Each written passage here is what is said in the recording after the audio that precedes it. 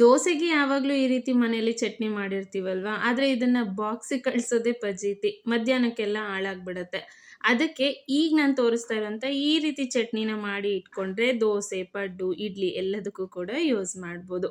ನಾನಿಲ್ಲಿ ಸ್ವಲ್ಪ ಕಡಲೆಬೇಳೆ, ಉದ್ದಿನಬೇಳೆ ಮತ್ತೆ ತೊಗರಿ ಬೇಳೆನ ತಗೊಂಡಿದ್ದೀನಿ. ಅದಕ್ಕೆ ಸ್ವಲ್ಪ ಬಿಳಿ ಎಳ್ಳು ಅಥವಾ ಕರಿ ಎಳ್ಳು ಯಾವ್ದು ಹಾಕಿದ್ರೂ ನಡೆಯುತ್ತೆ. ನನ್ನ ಹತ್ರ 2 ಕೂಡ ಸ್ವಲ್ಪ ಸ್ವಲ್ಪ ಇತ್ತು. ಅದಕ್ಕೆ ಅದನ್ನ ಹಾಕಿದ್ದೀನಿ.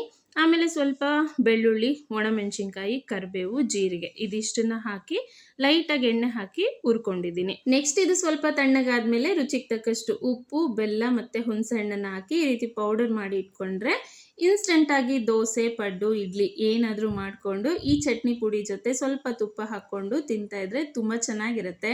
ಹಾಗೇನೆ ಬಾಕ್ಸಿಗೆ ಹಾಕಿ ಕಳಿಸಿದ್ರು ಕೂಡ ಮಧ್ಯಾಹ್ನಕ್ಕೂ ಕೆಡೋದಿಲ್ಲ. ಸೊ ಇವತ್ತು ನನ್ನ ಮಗನ ಲಂಚ್ ಬಾಕ್ಸ್ಗೆ ಈ ಮಿನಿ ದೋಸೆ ಜೊತೆ ಸ್ವಲ್ಪ ಪಲ್ಯ, ಈ ಚಟ್ನಿ ಮತ್ತೆ ತುಪ್ಪನ ಹಾಕಿದ್ದೀನಿ. ಜೊತೆಗೆ ಸ್ವಲ್ಪ ಫ್ರೂಟ್ಸ್ನ ಕೂಡ ಕೊಟ್ಟಿದ್ದೀನಿ.